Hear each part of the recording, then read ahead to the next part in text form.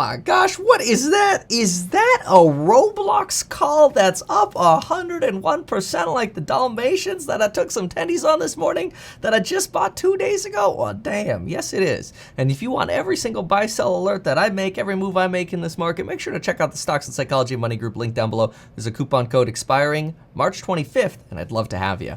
Comes with daily live streams where we talk about my strategies in the market. But also, this video is brought to you by Public.com. If you want up to $1,000 in free stock, make sure to go to metkevin.com/public. You get a free stock worth all the way up to $1,000. They don't use payment for order flow, and they've got a great community of folks who buy and sell stocks and share their perspectives. So go to metkevin.com/public, and thank you to Public for sponsoring today's video and not using payment for order flow or selling our data.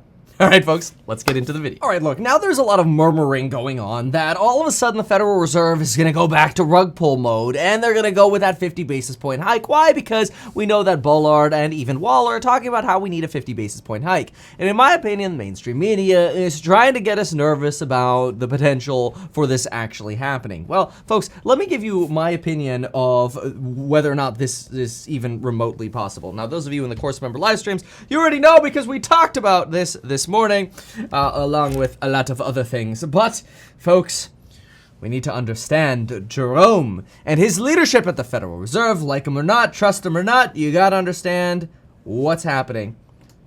And then you'll have a little bit of a better understanding as to whether or not we're going to get that 50 basis point rug pull. And honestly, does it even matter? Because where are we trading right now, which we'll look at in a moment as well, and what is a likely course for this market, especially over the next 10 days or so, where we have this weird relative quiet period. Yeah, we'll talk about that as well. Okay, so first, we know based on the last SEP that we got from the Fed and Jerome Powell's talk, we know that our expectations for rate hikes have changed a little bit.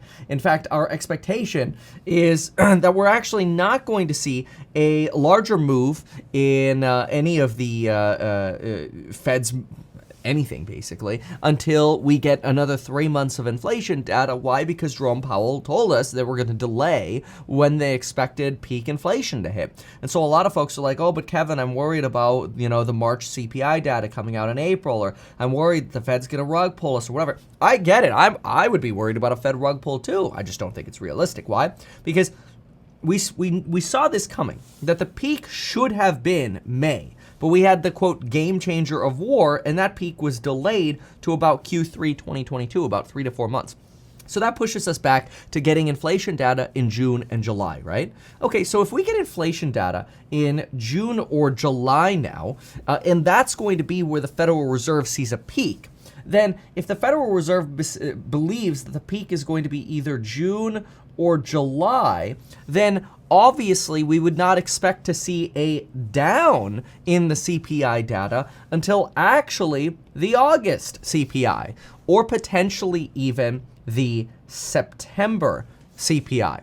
Let's go with August, though, because this August aligns more exactly with what Jay Powell told us, right?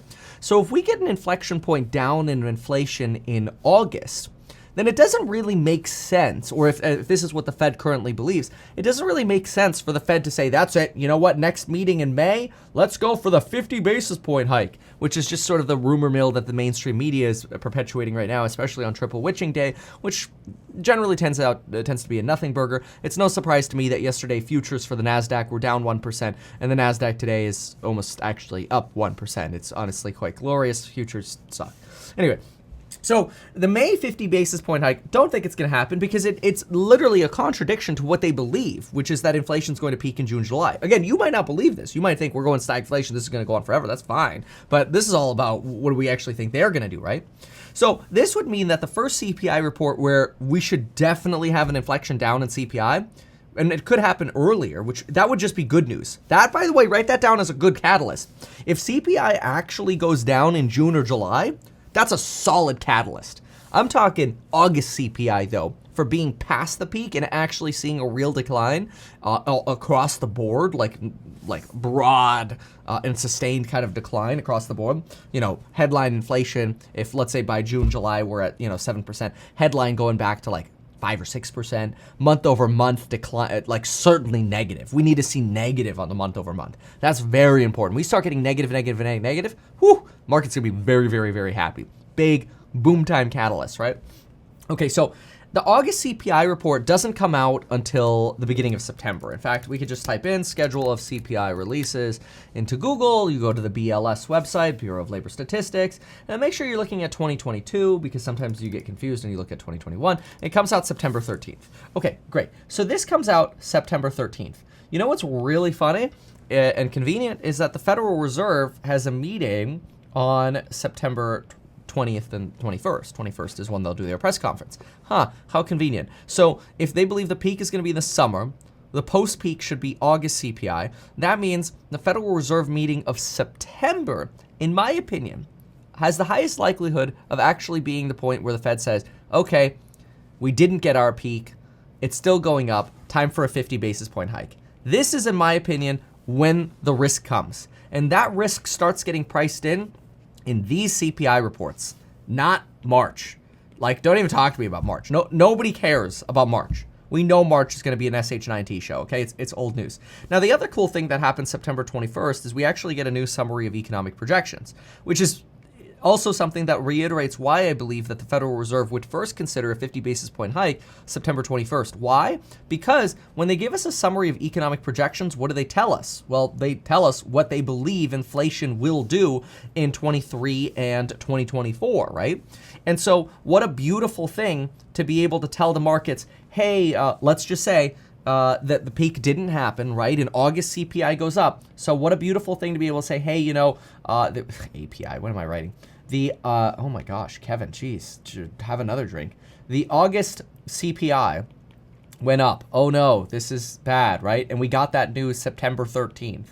Now, September 21, the Fed comes out and says, sorry, we have to do the 50 BP hike because the August CPI actually went up and we didn't end up getting past the peak yet. Now inflation is getting more entrenched. This is a problem. We have to hike a little bit faster. This would be bad. It'd be a negative U-turn, right?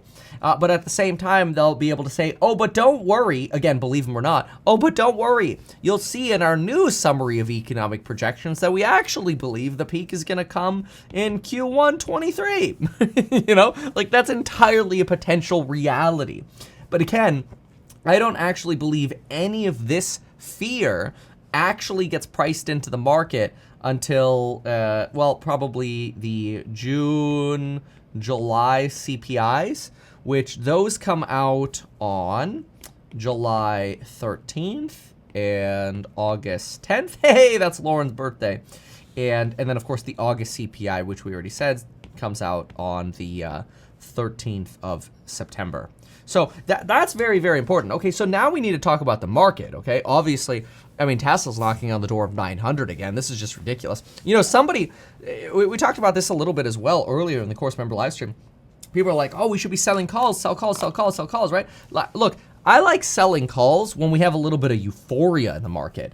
This is not euphoria for Tesla. Like if we ran YOLO level to like 1100, I don't think we're going to get to this all-time high again that we saw in December, not anytime soon. But if we went, you know, we broke through this 100-day moving average and we start running again and we get to like an 1100 resistance level, which I think could be realistic for Tesla, that might be a place to sell some calls because now it's like, okay, now things are going a little crazy. Maybe, you know, certainly if we went to 1200, it'd be like, oh, okay, well, yeah, maybe now I'll take a little bit of downside protection. But somebody asked me, they're like, hey, Kevin, I heard somebody sold Tesla calls at another YouTuber at 775. And I'm like, what possessed you to do that?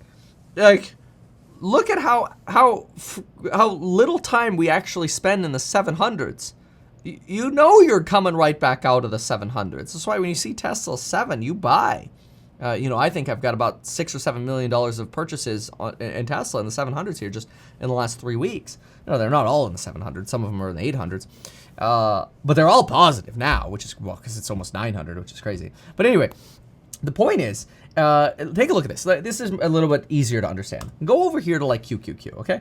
So in my opinion, it's going to be very difficult for our market to get back to this 100% level. But I do think it's very, very easy for us to potentially get to a 61.8% Fibonacci here. And we could potentially see this move here, 61.8, quite frankly, over the next 2 weeks. And that's because we've got this weird quiet period where we don't get labor statistics until the first week of April, actually April 1st this time, which is kind of wild. Usually when Friday falls on the 1st of the month. Is that Friday? That's our anniversary, by the way. Yeah, it is a Friday. Usually they delay the report to the next Friday, but they're actually going to deliver it on time on, probably because there are 31 days in March. They're actually going to deliver it on time on April 1. So we're not going to have a jobs report until April 1, which means really next week, the 21st to the 25th, there's not a lot of news that's going to come out. I mean, maybe we'll get like, you know, some miscellaneous updates to nominal reports, the PMIs, the PCEs, or whatever. Who cares? These are all scheduled, so they're not really maybes. It's just, yeah, maybe those will be things the market actually cares about. But otherwise, it's going to be a little bit quiet for about a week. And I think that's actually what the market likes right now, is the opportunity to sort of digest what the Federal Reserve has said, digest some maybe new Fed speak that comes out about this fear about the 50 BP hike, which I do not think is realistic until September. And really take an opportunity to look at the market and say, hey, where's some leftover value still? And first of all, I mean, if you look at, certainly you look at like Visa, I mean, $215, I think there's some leftover value there. You know, Enphase is starting to get up there again a little bit on the rich side. You've got a lot of movement in certainly the smaller caps right now. I'm a little nervous about Mullen. I think that momentum is going to die a lot quicker than people think. But, I mean, you look at some of these like the Matterports, the SoFis, the Affirms, even NEO, Shift. NEO, you've got the China risk, obviously, though. But some of these small caps, even, I hate to say it, but like Tattooed Chef or you know, a much better company, Palantir, right? Like, these companies are still so very highly shorted, and there's a likelihood, not necessarily for a short squeeze, but over the next week, if we start getting this Fibonacci return, I mean, look at this. Now we're making full closes. We're back testing our support lines over here, right? We're fully closing above some of these lower support lines. Now we're starting to potentially get to where short sellers say, hey, you know what? We made a lot of money writing these things down. Time to cover. Covering is buying. And I think you're going to see a lot more buying pressure on some of these smalls than you are on some of the larger companies that have already recovered substantially. So we'll see. We'll see. I'm very optimistic about the next few weeks. And quite frankly, I'm also optimistic about negotiations with Putin and Ukraine. Putin's got 6 demands. Zelensky softened his stance. Putin softened his stance. They're still both somewhat, you know, apart, obviously, otherwise we'd have a deal. But, you know, Zelensky's been open to the idea of a face-to-face meeting with Putin, and so is Putin. Putin has just, I think yesterday or the day before, one of those, expressed his willingness to potentially meet Zelensky face-to-face. I don't know about you, but personally, I believe that could mark the end of the war, because they'll come up with a negotiated settlement, and that negotiated settlement will only work if Putin, because you could picture this, okay? Putin says, look, give me the Donbass, give me some separatist regions, agree to be neutral, no EU, no NATO, you can be militarized in certain parts of your country, but I need you to recognize Crimea, I need you to recognize Donbass and these sections as Russian, and we'll have we'll call these a demilitarized zone, or we'll create a demilitarized zone, or whatever. But at the same time, I need you to go to the international community, and I need McDonald's back, I need Coca-Cola back, I need Amazon Web Services back, I need some of these sanctions lifted, and we'll agree to this. And then Zelensky's going to turn around and say to the international community, look, we've come up with something that's fair. It'll stop the death. International community, we ask your help in making this negotiation happen, and very quickly everything U-turns. I hope that happens very soon.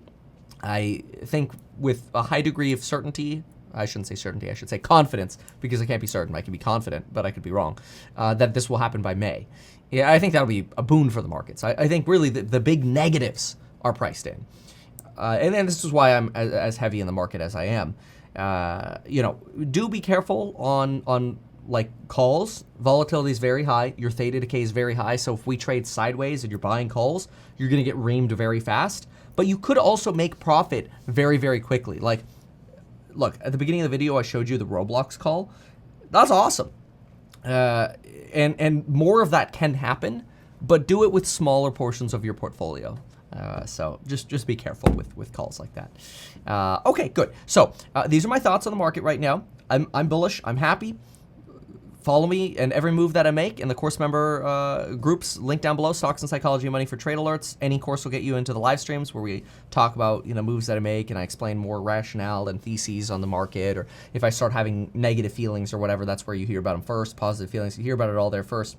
Check out our sponsor, link down below. Thank you so much for watching, and folks, we'll see you in the next one. Thanks. Bye.